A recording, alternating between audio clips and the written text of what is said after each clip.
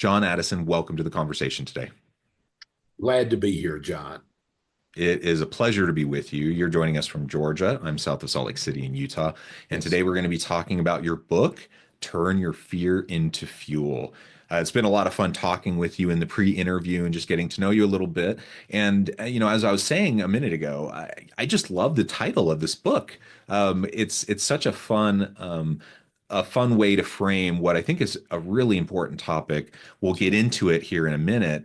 But before we do that, I wanted to share uh, John's bio with everybody. In 2015, John Addison retired as co-CEO of Primerica, one of the world's largest financial services companies. Today, he shares his servant leader ethos as a sought-after keynote speaker and leadership consultant. Through his consulting business, Addison Leadership Group, John utilizes over 4 decades of stories from his own life to encourage people to embrace leadership as a service to others rather than simply as a title. He sits on numerous boards of directors, and in 2025, he was honored with a Lifetime Achievement Award from Direct Selling News, the direct selling industry's premier source for news and education. He is the best-selling author of Real Leadership: 9 Simple Practices for Leading and Living with Purpose, Addisonisms, Quotes to Live By, and Turn Your Fear into Fuel. Great reads, all that the audience should check out. Again, today we're going to be focusing on that last one, Turn Your Fear into Fuel. Before we do that, John, anything you would like to highlight by way of your background before we dive on in? I always tell people, if you ever start believing your intros, it's when you get some people in trouble in life. I always go, is that me they're talking about? I would just share, as you were saying, here in Georgia, this is an authentic Southern accent. And I'm still with Primerica on their corporate board. I've been affiliated with the company now 44 years. Mm, So had an amazing career there. And through my journey of life, I learned a lot of things about how I grew up a country boy in central Georgia and wound up co-CEO of a very large company, taking it public in 2010 and kind of the height of the financial crisis and yeah. out of Citigroup. So I've had quite a journey in life, and that's what I'm enjoying sharing today with people. Yeah, wonderful. Yeah, I hadn't thought about that, but that's a really interesting time, Yeah. 2010 in Yeah. financial services world, isn't it? Yeah, we were so the founder of our company, a gentleman named Art Williams, who really created the culture that is still the centerpiece of Primerica. He sold the business in 1990 to what would become Citigroup. So it was Hmm. Sandy Weil and his, at that time, very young protege, Jamie Dimon. And the company went through some interesting years as a part of Citi. Hmm. And when the financial collapse happened, of course, Citi was one of the epicenters of Yeah. the financial collapse. Our business was incredibly profitable, overcapitalized, was not a bank. It was insurance and investments. Right. And we really had to get it out of Citi. And a lot of that is in the book, some of the trials and tribulations, as well as in my book, Real Leadership. That was kind of really written right after I retired from Primerica. And, it was going through that journey of walking it. Sometimes you thought you're in hell. I used to, Sir Winston Churchill had a famous quote that said, when you're going through hell, keep going. And that's what we kept doing and wound up with an incredibly, our IPO in 2010 was the most successful IPO of the year. Company went public at a little less than $1 billion market cap and is now over 9 billion market cap. So it was a tough, scary, hard journey, but as it turned out, it was an incredibly worthwhile journey, particularly for the people that make up Primerica. Yeah. Yeah. Very interesting. Okay, as we dive on in, one of the first things I always like to ask authors is, what is it about this topic? Like, why this book? Why now? Books are often a real labor of love. Absolutely. So yeah, what was it about this topic around fear, I've and how that you leverage that? Well, number one, my personal journey, but I've given speeches for quite a few years, particularly to our sales force, and to other sales forces about harnessing your fear and fears that you have inside you and turning those into something that drives you forward instead of holds you back. I heard a speaker years ago when I was a very, very young man that I talk about in the book, a gentleman named Stanley Byer, who was Hmm. affiliated company back then.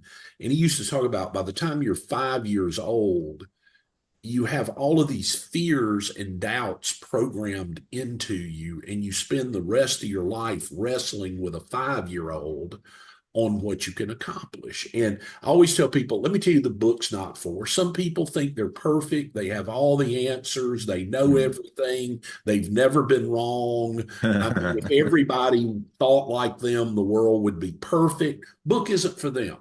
Okay. I believe we are pretty much all human basket cases. We have lots of little snakes in our attic. And, quite often, if you're in the middle of a trial, like, I've been several times in my career, you wake up at 3 o'clock in the morning and all of those dark little demons are there to keep you awake the rest of the night. And I always tell people, you will never eliminate your fears. But if you can learn to recognize them, control them, and go win anyway, move forward. Not a lot of people let their fears and doubts just keep them sitting on their sofa watching television all day. You've got to turn them into fuel that go, you know what? I'm not going to let this hold me back. I'm going to go win. When we were going through that crazy process back then, I used to have a saying, if they close a door on you, find a window. Uh, you've got to keep moving forward. And so that's and so what I tell in the book are a lot of the principles I've used in my life and a lot of the things I've just learned through the years of, moving forward. I just, the quick Southern accent.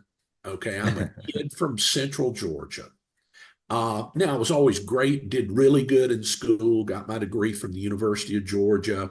And, but then when I started really moving up in my career, and you're in New York and you're meeting with all these people, everybody went to Harvard or Yale or Princeton or whatever. And they hear a Southern accent. The first thing they think is, hey, this guy fell off a turnip truck in Central Georgia, and and will make you feel inadequate, that you're not as smart as them, you're not as prepared as them, and all that. And I learned through perseverance, through determination, through summoning up the courage, that not only was I as good as them, I was better than most of them.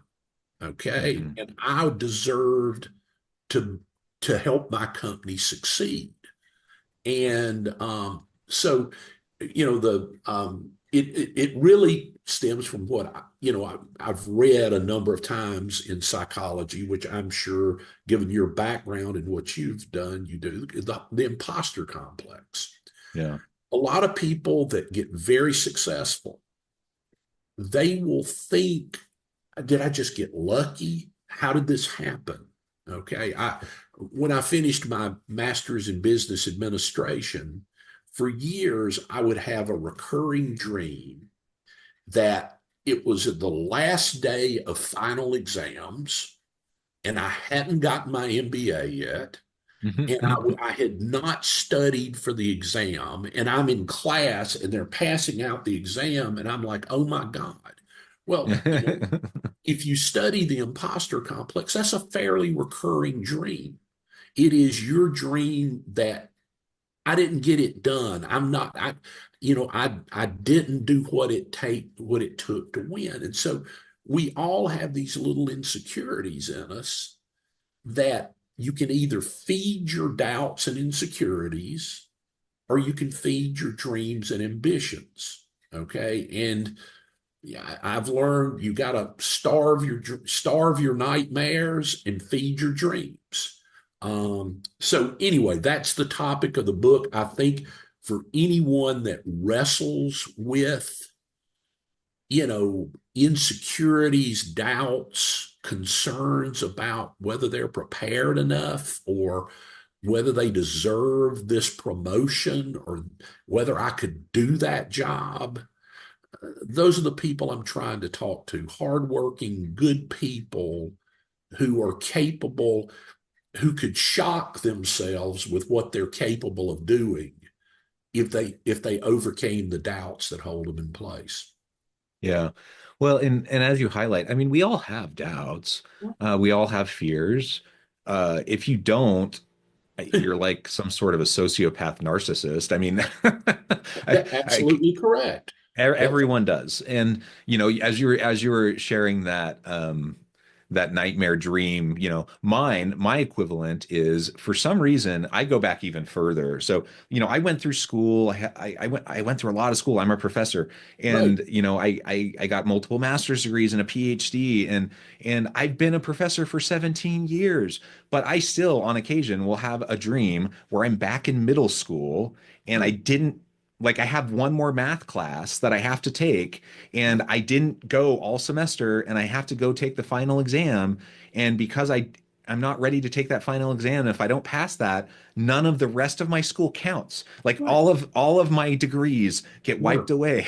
And And I'm like, it makes no sense, but in my dream, it feels very real. And it's exactly like you described. It's totally this imposter thing. And I'm like, I'm a pretty capable, accomplished person. right. And like, there's no reason for me to like fear that, but it's embedded in all of us. Like, all of us have to deal with that.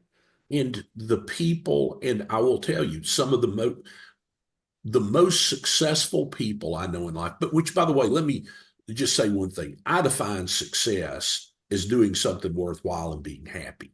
Yeah. Okay. It's not just money. Right. Okay. Too often in our crazy world today, particularly with social media, where everybody posts how perfect they are and how perfect their life is, and makes everybody else feel like crap. The reality is it's not money. Okay. Some of the most successful people I know are just fundamentally happy people who have great families and great lives. I know Yeah. bitter billionaires, okay? Sure. Yeah. People that have all the money in the world, they're angry, but that said, people that achieve are high achievers, I found that most of them, if you get to know them, they're pretty darn insecure.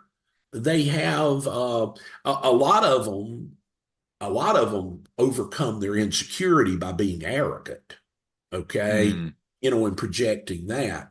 I think that, I mean, I believe one of the things I fundamentally believe about human behavior is you've got to manage the contradictions of life. The world has a lot of duality to it, and you've mhm. got to be, in my mind, boldly humble. Okay. Yeah. You got to be bold. You got to be proud of yourself, but you better have humility. Okay. You have to be aggressively cautious. Mm, Okay. You have to manage. The world isn't black, white, and everything. The world is pretty gray. Okay. And yeah. success requires, look, I don't care what I accomplished. I don't care what my title said. I don't care how many boards or how many lifetime achievements, any of that. I am still, John Addison, but to my mother and dad, I was Johnny Addison of Route 2, Brown Bridge Road, Covington, Georgia. Okay. That's who I was born, and that's who I'll die being. Okay. And you have to maintain in my opinion, if you want to be a leader and you want to move other people, they have to believe they can connect with you. Because if you don't have trust, connection to your people, and they have belief in you, okay, you might can boss them if you're above them in an org chart, but there's a huge difference between a boss and a leader. I always Yeah. tell people, who wants a boss? That's double SOB spelled backward. Okay. Everyone, everyone wants a leader. Okay. And so there's a fundamental, in my book, Real Leadership, the earlier book, I talk about, I believe in our world today, leadership is the rarest commodity that we have. It's not oil, it's not natural gas, it's not rare earth metals, it's leadership. And caring stewardship leadership. Hmm. And I believe, in my opinion, if you want to go succeed in the world, if you want to make a difference in the world, work on yourself, your fears, doubts, and anxieties. The first person you got to lead is yourself. And then go be a servant leader. Go be somebody that whatever organization, whatever church, whatever group it is, you make a fundamental difference. And when you're done, people go, thank God he or she was a part of our organization. And the older you get, which, I realize I feel like I'm 30, but, I realize I've now reached an age where I'm the elder statesman. As you look back on things in life, it isn't all the times things went great that you remember at the front of your mind. It's when you faced adversity, when you fought through it anyway, and you got things done, and the lives you affected, the Hmm. people's lives you touched and affected, that's real net worth. I mean, that you can't buy that. We just had the 15th anniversary of our IPO, which Hmm. has, we made sure all the people in our company and our sales force had equity in the business coming out of the financial crisis. And, just the people coming up to me, hugging me and having tears in their eyes. And my family is different today because of what you guys did. You can't buy that. And they don't sell that at the grocery store. And so, I mean, I believe the biggest thing you can do in life is go make a positive difference in other people's lives. So Yeah. that's how I Very, feel. very well said. And I love your focus on servant leadership. I too am a big proponent, big advocate for that philosophy, and recognizing, different circumstances call for different styles at different times depending on context and whatever. But I really am a believer that at the foundational level, you have to build upon humility, and you have to build upon this ethos of service and this desire, of caring, in building your team and your people. And people know the difference. They know when you're in it for yourself. They Right. know when it's all about you and your ego, and they know when it's about you genuinely care, and when it's about them, when you're trying to build them and lift them up. And it makes all the difference in the world in terms of what people are willing to do for each other, for the team, for the organization. If you want compliance, Yeah. use carrot and stick tactics as a manager, as a boss, the double SOB, as you said. I love that. But if you want commitment, if you want motivation, if you want people to be engaged and go above and beyond, you want trust. If you want all of that, you have to build it on genuine caring, humility, those things come from this foundation of servant leadership. And I agree. I think that's super rare in the world today. Many people see it as weakness. Many people It's the laugh at opposite. it. It's the opposite. It is Yeah, the opposite. We look, you see whether it's in sports with a coach or a boss in a company, there are people that come in and they come in like the Looney Tunes cartoons, the Tasmanian Devil, and they just break things. They're we're going to do it this way, and you can get people to do things out of fear. Okay, yeah, in the short run. sure. Okay, in the short run, and those kind of leaders can change an organization rapidly, but you can't build a long-term successful business that way, a long-term successful organization. You have to build it. When we were fighting to get out of city, I'll never forget a confrontation slash tough meeting. We had a very high loyalty from our distribution channel, which is a huge financial services distribution channel. And city, the people that were left there running it, they had no clue even how. I mean, I laughed one day. I said, "Look, I'll give you a test if any of you can find our headquarters." Okay. I mean, that, and we we we were in a tough spot. And I said, look, here's why we're going to prevail. You guys are fighting for a spreadsheet of numbers. I'm fighting for people's lives. Okay. These are my friends. These are my colleagues. We had 300 employees in our headquarters at that time that had been with the company over 30 years. I'd grown up with these people. Okay. Mhm. And I knew if we didn't succeed, they probably weren't going to have a job. Yeah, Okay.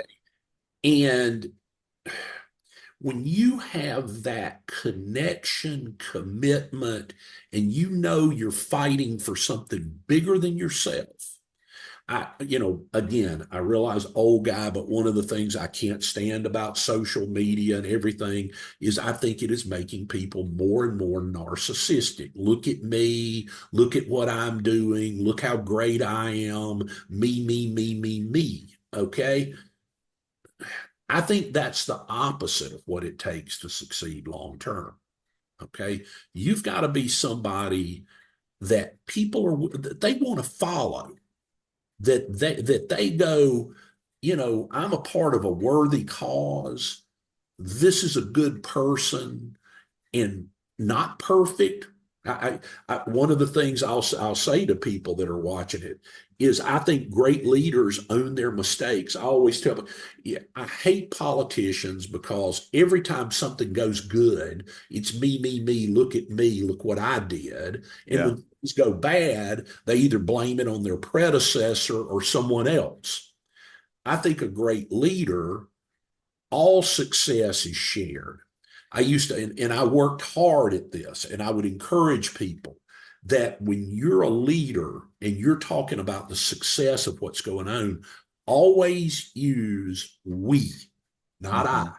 hmm hmm We did this, we did that. When a leader should use the word I is when something goes wrong. Leaders own mistakes and they're honest about them and they tell people, hey, I screwed up. I made a mistake. And if you do that, people will follow you. People will forgive you if they know, hey, I'm doing the best I can, just like you're trying to do the best you can. And I screwed up and we're going to fix it. So I don't know. I mean, one of the reasons I feel so strong about this book and the things is I just think so much of what gets put into people's heads if you spend your whole life staring at one of these is the exact opposite of what you need to do in life if you really want to make an impact, do something great, and be a leader. So, Yeah, no, I completely agree with that. There's so much that goes into being a great leader, and it can be hard and it can be complicated. But on the other hand, it's easy and it's not rocket science. Like there's some pretty basic things that you can do if you do them consistently. You'll rise. Cream rising to the top. You'll be in the top 90th percentile of leaders just by genuinely caring, by being open and transparent, by owning, your mistakes, like you said, by sharing the wins, by like these are basic things. they're not, um it's not hard. And yeah, you the gotta, difficulty is setting your ego aside, because that's counter to human nature, I suppose. yeah, The difficulty is the consistency of it. But we can do that. Like, we can learn to do that. And the world would be such a better place if we had more leaders like that. Our organizations would be better. People would thrive. I think that's what we all want, what we all need. yeah. And it's, I mean, as a leader, as somebody who is an impact leader, you, number one, you said it well, you've got to put your own ego to the side a heck of a lot of the time. Okay.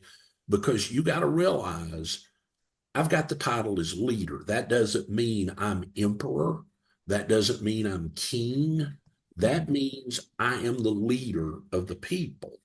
And I need to help the organization and help them get to the right place. And people, the one thing about people is they can pick out a phony. Yeah. They may be fooled for a bit, but they can pick out a phony.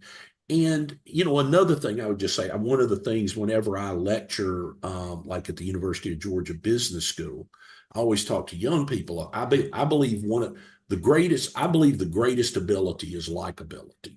Okay, that you know, somebody said, How did you go from starting down here, move your way up to being the top of this organization? Besides, number one, you got to be competent. You got to know what you're doing. You got to know the business. I mean, you can't just be likable and incompetent. Okay. Sure. Yeah. You gotta do all those other things. But then at the end of the day, if people go, this guy tells me the truth, he's honest, he does the right things. And oh, by the way, pretty darn easy to be around. Okay. Some people I've seen in life that are brilliant, brilliant. I mean, absolutely no, but they are just the biggest jerks that nobody wants to be around. And then they spend their whole life frustrated and angry that these people they think are less competent than them are getting ahead of them. Mhm. Well, sometimes you got to look in the mirror and go, could be me. Okay, maybe I need to make some changes in how I do things. And so, like you said, leadership, one of the questions a leader should always ask is, would I follow myself Mm. with what I'm doing right now, with how I'm behaving right now, with how I'm operating right now, with the words I'm saying to people? Words are things. They're not just random blasts of air coming out of your diaphragm. Okay. You got to think when you're the leader, you got to think about what you're communicating to your people. I had a great professor back when I was working on my MBA at Georgia State University, a gentleman named T.P. Hall, Dr. T.P. Hall. And in business policy, he said, when you move up in an organization, it's like a gear mechanism. And when you get to the top, you're the big gear. And the big gear, and he used to have a saying, when you're at the top, you lose the ability to muse aloud. Okay. Because he said, if you turn a little bit this way, By the time you get to the bottom of the gear mechanism, the little gears are spinning this way. And then if you Yeah. just, oh, well, I'm going to turn back this way, the gears at the bottom are breaking off teeth and everything. You can't, you've got to have the consistency and the discipline to think about what you're communicating and make sure you're communicating it to your people. And like I said, I think when I look a lot of times at what I think is poor leadership, a lot of the times the poor leadership comes out of the fact that the person that's in that role is an insecure, fearful mess Hmm. and is creating havoc to to prove themselves, prove that they're, something, different than what their fears tell them they are. And I believe you need to, like I talk about in the book, harness those fears and use them as a positive force to drive you forward and to do the right things in life. So it's really that I love simple. it. Yeah, Yeah. I love it. Well, this has just been such a great conversation, John. I appreciate all of your insights. As we wrap up for today, I just wanted to give you a chance to share with the audience how they can connect with you, find out more about your work, where they can find your books, and then give us the final word for today. That's great because I'm the world's worst self promoter on books and stuff. I'll do things from time to time and go, "Oops, I probably should have told them how to get it." So, the book "Turn Your Fear into Fuel," which hold up, is you can go out and there's a website they created called fearintofuelbook.com, or which will give you blogs and a lot of ways to connect with me. My website is johnaddisonleadership.com. Just, simple website. But then the book is on Amazon. And so if you just go to Amazon, put in John Addison Fear, okay, that's the book that will pop up. But I would also just say, is for people that may be the first time they've heard me, this is the first book that I did called Real Leadership, Nine Simple Practices. And it really, and when I use the term real, it's not like, well, this is the only leadership you should ever know. Right. It is being real, being your authentic self, and turning that into leadership skills. So, look, I would just say to people, number one, John, it was awesome to get to be on with you today. I looked at a lot of your out on your YouTube channel, looked at a lot of your past things. I commend you for what you're doing because your message is in a world where we're talking about artificial intelligence, technology, all of these things. I still believe in the power of the human and the power of the person. Okay. That, I mean, good people with a good cause they're working toward are pretty powerful. And I believe in this day and time where everything's about technology, everything's about media. I mean, people want to, and I'll let you go with this, but one of the things I tell young people all the time, I'm a you live in Salt Lake, so you probably fly Delta a lot also. Yep. I'm a 4 million miler Delta. Okay, I'm Delta 360, Delta Diamond. I've been on planes for a lot of years. And when we were trying to get our company public in 2008, 9 was when the real battle went on. And then we got public in 10. A lot of the people that helped us the most were attorneys, investment bankers, people that I had struck up conversations with through my years and collected their information sitting in a Delta Sky Club. Mm. Okay. And when Rick and I needed to get, I'd say, hey, one of the companies that was incredibly helpful was an insurance company out of Birmingham, Alabama. I'd flown on a flight, had a conversation flying from the West Coast with the guy that was the CEO. And when I look now sitting in a Sky Club, people under the age of 40, earbuds in, staring at this. Okay. And I always say, you could be sitting next to the person that could change your life. You could absolutely don't be in this thing all the time. Be where you're at. Talk to people. It's a lost art. Okay. Because you could meet somebody that absolutely transforms your life, and you're on your phone doing some game with some of your dumb buddies. Okay. So, my biggest advice to people is connect with people. Human connection. Friends aren't people who do a thumbs up on this. Okay. Friends are people that my car could break down in Salt Lake and I could call them in Georgia. And the next thing I'd know, they'd be driving there to find me. So, anyway, it was wonderful talking to you. You keep up the good work you're doing, because Thank you. like I said, I loved your message when I went through. I do a lot of these, but I really, really like the message that you're giving to people. Thank you. You too. Keep up the good work. I encourage the audience to reach out, get connected, find out more about what John can do for you. Check out the books. And as always, I hope everyone can stay healthy and safe, that you can find meaning and purpose at work each and every day. And I hope You're you all have a great week.